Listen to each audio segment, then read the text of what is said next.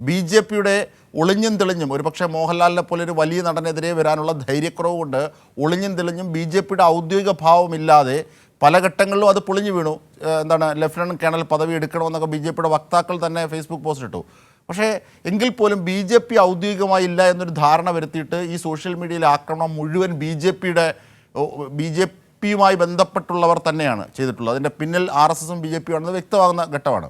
ഇങ്ങനെ ഒരു ഘട്ടത്തിലാണ് കൃത്യമായൊരു സന്ദേശം രാജീവ് ചന്ദ്രശേഖർ എന്ന BJPയുടെ പുതിയ സംസ്ഥാന പ്രസിഡന്റിൽ നിന്ന് വരുന്നത്. അദ്ദേഹം സിനിമ കാണില്ല, ചരിത്രത്തെ വളച്ചൊടിച്ചു, അത്തരം സിനിമകൾ താൻ കാണില്ല എന്ന് പരസ്യമായി അദ്ദേഹം പ്രഖ്യാപിക്കുകയാണ്.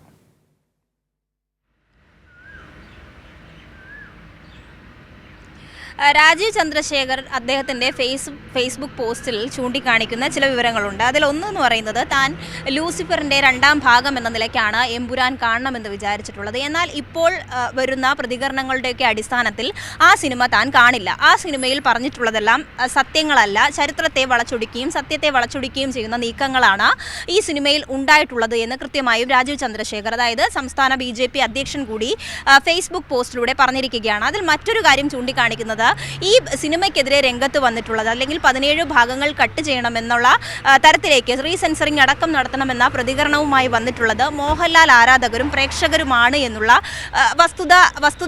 വസ്തുതാപരമല്ലാത്ത ചില കാര്യങ്ങൾ കൂടി അദ്ദേഹം ചൂണ്ടിക്കാണിക്കുന്നുണ്ട്. കാരണം ഈ സിനിമയ്ക്കെതിരെ രംഗത്ത് വന്നിട്ടുള്ളതും ഈ പ്രചാരണങ്ങൾക്കൊക്കെയും തീ കൊളുത്തിയിട്ടുള്ളതും ഒരിക്കലും മോഹൻലാലിൻ്റെ ആരാധകരോ പ്രേക്ഷകരോ അല്ല എന്നുള്ളതാണ് വ്യക്തമായിട്ടുള്ളത്. ഇത് കൃത്യമായും BJPയുടെ അജണ്ട അല്ലെങ്കിൽ സംഘപരിവാറിൻ്റെയും BJPയുടെയും സോഷ്യൽ മീഡിയ ഹാൻഡിലുകളിലൂടെ തന്നെയാണ് ഇത്തരം വിദ്വേഷ പരാമർശങ്ങൾ ഉണ്ടായിട്ടുള്ളത്. നേരത്തെ സൂചിപ്പിച്ച പോലെ ഓർഗനൈസർ ഉൾപ്പെടെ സംഘപരിവാറിൻ്റെ മുഖമാസുകയായിട്ടുള്ള ഓർഗനൈസർ ഉൾപ്പെടെ ഈ പൃഥ്വിരാജിനും അതോടൊപ്പം മോഹൻലാലിനുമെതിരെ വലിയ വർഗീയ വിദ്വേഷ പ്രചാരണങ്ങൾ നടത്തുന്നു. അവർ ദേശവിരുദ്ധരാണ് എന്നുള്ള പ്രചാരണം നടത്തുന്നു. ഹിന്ദുത്വ വിരുദ്ധ അജണ്ടയാണ് പൃഥ്വിരാജിനുള്ളത് എന്ന തരത്തിലുള്ള ആക്ഷേപങ്ങൾ നടത്തുന്നു. അത്തരത്തിൽ നിരന്തരമായും BJPയും BJP അനുകൂലികളും നടത്തുന്ന പ്രസ്താവനയും വിദ്വേഷ പ്രചാരണങ്ങളെ മുഴുവൻ ഈ സംസ്ഥാനത്തിൻ്റെ അല്ലെങ്കിൽ ഈ മോഹൻലാൽ ആരാധകരുടെയും പ്രേക്ഷകരുടെയും പ്രതികരണങ്ങളാണ് എന്ന് വരുത്തി തീർക്കാനുള്ള നീക്കം കൂടി ഇതിൻ്റെ പിന്നാലെ നടക്കുന്നുണ്ട് എന്നുള്ളതാണ് ആശങ്കജനകമായി കാണേണ്ടത്. അതിനപ്പുറത്തേക്ക് മറ്റു കാര്യങ്ങൾ പറയുന്നത് എമ്പുരാൻ സിനിമ കാണില്ല, എമ്പുരാൻ സിനിമയിലുള്ളത് സത്യത്തെയൊക്കെ വളച്ചടിക്കുന്ന നീക്കങ്ങളും ചിത്രീകരണങ്ങളുമാണ്. ഇതിൽ ഏറ്റവും പ്രധാനമായി നമ്മൾ കാണേണ്ടത് ഗുജറാത്ത് കലാപം ഉൾപ്പെടെയുള്ള ചരിത്രത്തിൽ തന്നെ ഏറ്റവും വലിയൊരു വംശഹത്യ എന്ന നിലയിൽ അല്ലെങ്കിൽ മുസ്ലിങ്ങൾക്കെതിരായിട്ടുള്ള വലിയ ആക്രമണം എന്ന നിലയിൽ തന്നെയാണ് ഗുജറാത്ത് കലാപം നോക്കിക്കാണേണ്ടത്. അതിൽ യാതൊരു തർക്കവുമില്ല. അവിടെ എവിടെയാണ് ചരിത്രത്തെ വളച്ചൊടിക്കുന്നത് എന്നുള്ള ചോദ്യം കൂടി ഇതിൽ വരുന്നുണ്ട്. മറ്റൊന്ന്, ഒരു സിനിമയെ സിനിമയായി കാണേണ്ടതാണ് എന്നുള്ളത് കൂടി അദ്ദേഹം പറയുന്നുണ്ട്. ആ സിനിമയായി കാണേണ്ടതാണ് എന്ന് പറയുമ്പോൾ പോലും BJPക്ക് എതിരായി ഒരു കാര്യം അല്ലെങ്കിൽ BJPയുടെ അവരുടെ അജണ്ടയുടെ ഭാഗമായി അല്ലെങ്കിൽ BJPയെ എതിർക്കുന്ന എന്ത് കലാസൃഷ്ടിയെയും പാടെ ബഹിഷ്കരിക്കുക എന്നൊരു നിലപാട് BJPയും സംഘപരിവാറും സ്വീകരിച്ചിരിക്കുന്നു എന്നുള്ളതാണ് വലിയ വിമർശനങ്ങളായി ഉയർന്നത്. എന്തായാലും BJP അധ്യക്ഷൻ തന്നെ ഇപ്പോൾ തുറന്നു പറഞ്ഞിരിക്കുകയാണ് ഈ BJPയെ എതിർക്കുന്ന എല്ലാ കാര്യങ്ങളും തങ്ങൾ ബഹിഷ്കരിക്കുമെന്നുള്ള നിലപാടിലേക്ക് BJP പോകുന്നു എന്നുള്ളത് തന്നെയാണ് ഇദ്ദേഹത്തിന്റെ ഗുജറാത്ത് കലാപം നമ്മുടെ കൺമുന്നിൽ കണ്ട ചരിത്രമാണ്. കാണാത്ത കാലത്തെ ചരിത്രത്തിന്റെ പുറത്ത് കൃത്യമായി RSSന്റെ സംഘപരിവാർ അജണ്ടകൾ വളരെ കൃത്യമായ വ്യാഖ്യാനം എന്ന രീതിയിൽ അവതരിപ്പിച്ച് നിരവധി പ്രശ്നങ്ങളുണ്ട്. അത് 1992 നാം കണ്ടതാണ്. രാജ്യത്തിൻ്റെ മതേതരത്വത്തിൻ്റെ മിനാരങ്ങൾ തകർത്തിട്ടത് അടക്കമുള്ള കാര്യങ്ങൾക്ക് ചമച്ച ചരിത്രങ്ങൾ എന്ന് മാത്രമല്ല ഔറംഗസീബിൻ്റെ കാലഘട്ടത്തെ വളച്ചൊടിച്ചുകൊണ്ട് അവതരിപ്പിക്കുന്ന സിനിമകൾ പാർലമെൻറ്റിനുള്ളിൽ പോലും അവതരിപ്പിക്കുന്നതിലേക്ക് പോയ കാര്യങ്ങൾ.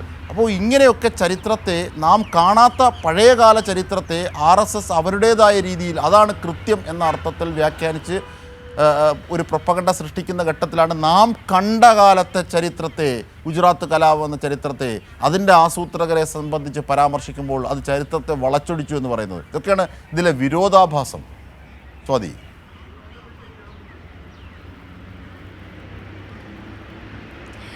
അജിംഷാദ്, ഈ സിനിമ കണ്ടിട്ടുള്ളവർക്കെല്ലാം തന്നെ വ്യക്തമാണ്. ഇതിൽ ഒന്ന് ഗോദ്ര കലാപം കലാപവുമായി ബന്ധപ്പെട്ട ഈ ട്രെയിൻ തീവപ്പ് കേസ് അടക്കമുള്ള ഏറ്റവും പ്രധാനപ്പെട്ട കാര്യങ്ങൾ വരുന്നുണ്ട്. ബിൽക്കിസ് ബാനു അടക്കമുള്ളവരുടെ റെഫറൻസ് ഈ സിനിമയിലേക്ക് കടന്നു വരുന്നുണ്ട്. ഗർഭിണിയെ ബലാത്സംഗം ചെയ്യുന്ന അല്ലെങ്കിൽ ബലാത്സംഗം ചെയ്യപ്പെടുന്ന ഒരു സീനടക്കം എമ്പുരാനിൽ കടന്നു വരുന്നുണ്ട്. ഈ വിഷയങ്ങളെല്ലാം തന്നെയും ഗുജറാത്ത് കലാപത്തിൽ അല്ലെങ്കിൽ ഗോദ്ര കലാപത്തിൽ നരോദ പാട്യ കൂട്ടക്കൊല എന്ന് പറയുന്ന മുസ്ലിങ്ങളെ കൂട്ടത്തോടെ കത്തിക്കരിച്ചു കൊന്ന അത്തരം സംഭവങ്ങൾക്ക് സാദൃശ്യമുള്ളതും ആ സംഭവങ്ങളെ തന്നെയാണ് ആ സിനിമയിൽ ചിത്രീകരിക്കാൻ സംവിധായകൻ അടക്കം ഉദ്ദേശിച്ചിട്ടുള്ളത്. ഇതൊക്കെയാണ് ഈ BJPയെ അലോസരപ്പെടുത്തുന്നത് അല്ലെങ്കിൽ സംഘപരിവാറിനെ അലോസരപ്പെടുത്തുന്നത്.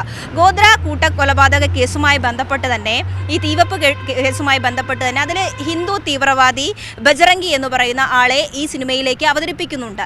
ബജറംഗിയുടെ ചില വീഡിയോ സന്ദേശങ്ങൾ ഇതിനോടകം തന്നെ സോഷ്യൽ മീഡിയയിൽ അടക്കം വൈറലായിക്കൊണ്ടിരിക്കുന്ന കാര്യമാണ്. അദ്ദേഹം തുറന്ന് സമ്മതിക്കുന്നു.